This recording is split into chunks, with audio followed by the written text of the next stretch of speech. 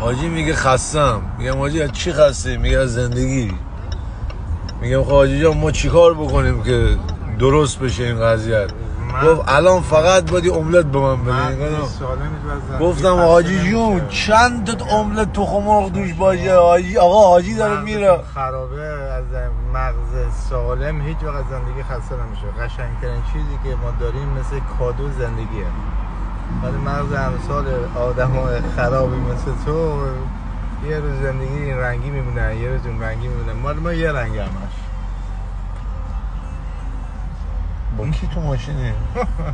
طرف کی توی ماشین؟ آقا این با کیه؟ این من نمیدونم چوری تو ماشین اینجا چیکار میکنه؟ جونم حاجی استاد غمشه‌ای باید بره جلو بوق بزنه جلو حاجی ما. حاجی شما حاجی بچه‌ها اگر حاجی دارین کامنت کنین برای ما اگه حاجی دارین. اینا آقا سلام خدمت رفقات، صبح شما بخیر. من دیشب ساعت 4 خوابیدم، الان ساعت 10-11 است. هنوزم مریضم. با حاجی داریم میریم یه صبحونه‌ای بخوریم و برگردیم ساکماکا رو جمع کنیم. با حاجی با هم میریم فرودگاه، ولی مسیر 2 تا میشه. حاجی میره لندن، ما برمیگردیم خونه. آقا من یه موضوعی رو همین الان با حاجی نشستیم دیسکاس کردیم، فهمیدیم که الی داداش ما زیاد نباید بیایم، چون میگاد حاجی زندگی آدم ها. من تو هیوستن 4 صبح بیدار میشم، اینجا 4 صبح میخوابم. این نشد زندگی برادر که. چه مطلبی رو اشاره کردم بهش حاجی؟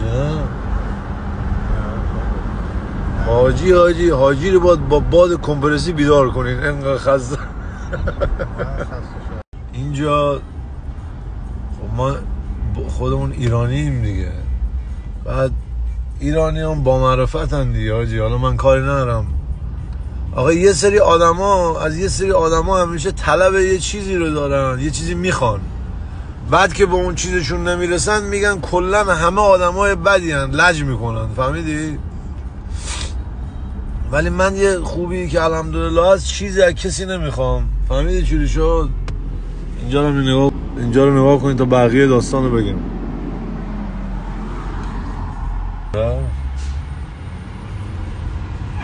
چیزی که هست، من دنبال چیز خاصی نیستم. هر کی منو میبینه میگه داداش ما با تو حال میکنیم چون تو خودتی. بعد منم به اونا میگم منم با شما حال میکنم. مردم برادر کسبازی رو 2 دقیقه میفهمن. وای خواهش میکنم ممنون شما. فهمیدی؟ حاجی من اگه تو این شهر زندگی میکردم هر روز صبح میومدم اینجا قدم میزدم. این چقدر قشنگه آخه، مگه داریم همچین چیزی؟ منو یاده اومدیم اینجا پیاده روی هم اینجا نازیم بره. خیلی خفنه اینجا. اینو بهش میگم میدون هور بچه ها اینجا.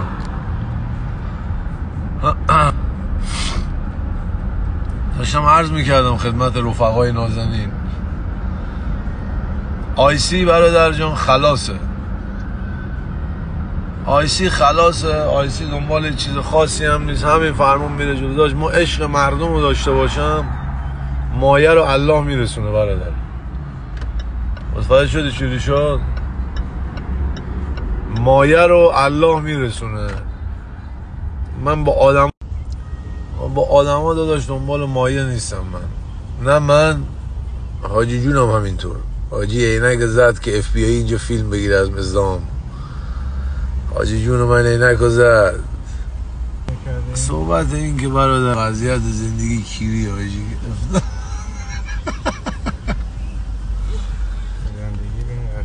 آقا اینجا برام بله ها. آقا بذار من این صبحونه بخورم یه ذره میزون شم. این ور اون ور خارکس گیجمون کردی کسکش. این همه آدم خارکس مگه جو بایدن آوردن؟ خارکسا.